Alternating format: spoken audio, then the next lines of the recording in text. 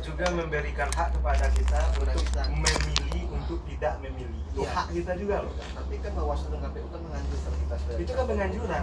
Dalam hak itu tidak bisa digugat memilih untuk tidak memilih. Lanjut. Nah, jadi kan berbeda tuh dengan pemilu yang sebelumnya. Tahun berapa itu? Yang pemilu yang pertama yang sekarang, PKI menang di 3 besar. Nah, sekarang kan negara telah memberikan kepercayaan Ya. Bahwasanya yang menentukan pemimpin itu adalah rakyat. Tuh. Artinya kan rakyat memiliki kekuasaan paling tertinggi gitu kan. Nah, jadi jangan sampai nanti negara telah memberikan kepercayaan kepada kita, jangan sampai kita gadaikan dengan masalah keuangan gitu.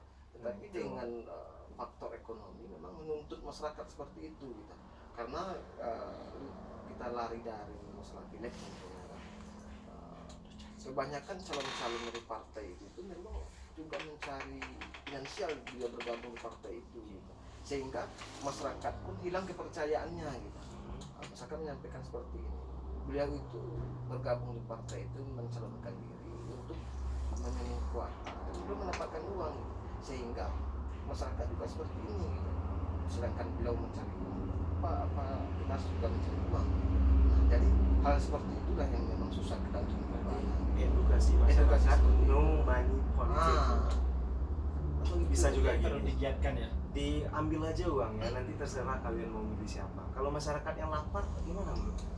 Ambil aja uangnya. Kalau persoalan itu kalau memang money politik ini kan sudah lama. Ya, ambil aja, Sudah tapi lama. di kotak suara kan rahasia kan. Setiap tahunnya kan memang sudah terjadi money politik.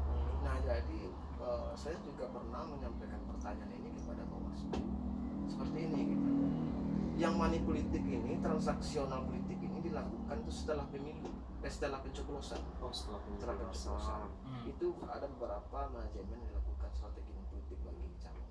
Nah, setelah beliau mencoblos, beliau Ada buktinya. ada bukti lalu dikasih uangnya gitu. Apakah masuk money transaksi politik atau bagaimana gitu. Itu pernah saya sampaikan kepada jawaban KPU ya kalau memang ada bukti dan tertangkap akan diproses gitu. ada bukti dan tertangkap, sedangkan bukti yang disimpan lebih rapi.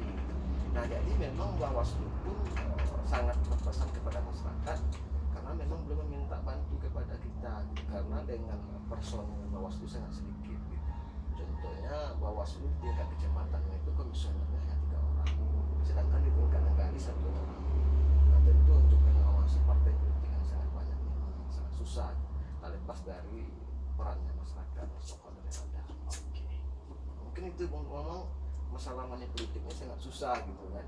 Nah, tapi cuma harapan itu memang ada kerjasama dari penyelenggara pemilu dengan partai gitu. Diberikan edukasi kepada calon-calonnya gitu. Sedangkan calon ini adalah sebagai wakil rakyat nantinya memang memiliki karakter yang bagus lah. Terakhir mungkin Bung Jarda, silakan disimpulkan. Oke, jadi saya belum melihat jawaban yang konkret dari Bung Rifda. Tadi pertanyaannya seperti ini, soal dinasti politik ya di nama saya ini, yang ditakutkan ada tidak dari yang ada nggak selain yang berkuasa sekarang di luar negara itu yang bisa muncul misalnya sebagai eksekutif, misalnya sebagai bupati atau apa ya, di luar kekuasaan yang sedang berkuasa sekarang. Ya, kalau saya melihatnya agak pesimis ya Bung, kok setelah ini pasti ini loh, setelah ini dihadirkan untuk ini. Itu yang saya lihat. Saya belum lihat jawaban konkret itu dari Bung. Bung tadi mengarahkannya cuma di politik. Ya, kalau jawaban itu memang tak lepas dari kerjasamanya penyelenggara dengan partai politik. Ya, bagaimana mengawasi dinasti itu kalau Karena kita kan tidak bisa juga melarang orang. Ya, maksudnya gitu kan. Setiap warga negara Indonesia berhak mengajukan diri selagi sehat jasmaninya, rohaninya dan lain sebagainya. Itu kita terima sebagai kenyataan yang tidak bisa kita elakkan. Tapi potensi mendobraknya itu loh. Nah, itulah yang dibutuhkan pergerakan dari Akar rumput, penyelenggara, termasuk kerjasama penyelenggara, pemuda, para aktivis, termasuk gerakan-gerakan di kampus. gerakan akar rumput juga. Iya, itu yang kita butuhkan. Kita terlalu elitis kampus dan tidak apa-apa, ini kerjasama yang saling padu yang bisa kita gerakkan untuk melawan ini semua. Karena kita melarang orang juga nggak bisa. Bisa. Iya, kalau Kita melarang orang nggak bisa. Sekarang bagaimana kita di bawah melakukan maksudnya mengimpun kekuatan, ya? alihkannya itu melarang orang itu tidak ada dalam poin tadi Bung. Iya, betul. Kita Maksudnya begini. harapkan itu gimana ya? Kita mengubah jalannya itu loh. Karena itu terlalu kuat dan saya melihatnya kita permisif loh dengan itu. Kita bahkan mendukungnya gitu. Bukan, makanya tindakan permisif itu harus mulai dari apa ya? Memberantasnya ya edukasi, tidak lain tidak bukan. Berarti kita dapat menyimpulkan untuk menghindari dinasti yang berkuasa dibutuhkan Edukasi, itu pada kesimpulan masyarakat. kita. Berarti itu Ya. kesimpulannya. Ya. Oke. Masih ada? Silakan sudah. Sudah. Saya sudah. Jadi Oke. dinasti berantas dengan Dengan edukasi. edukasi. Setuju ya Bung Rifdal ya? Setuju. Oke, terima kasih, silakan ditutup. Oke, terima kasih Bung Rifdal Fadli, aktivis, intelektual muda dan mas Luar saya, Calon pemimpin masa calon depan. pemimpin masa depan atas waktunya. Mungkin sekian dari Nalar hari ini. Ada berapa menit ya?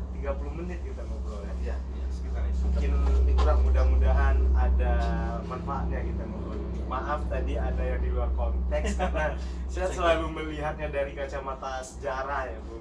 Ya. Sejarah, karena itu ilmu yang basic yang dipelajari ya. Mungkin sekian ya, terima kasih Bu Rifdal. Oke. Salam. Siap. Sukses selalu. Oke. Selamat datang. Sampai jumpa. Sampai jumpa. Nggak ada yang ditayangkan mana?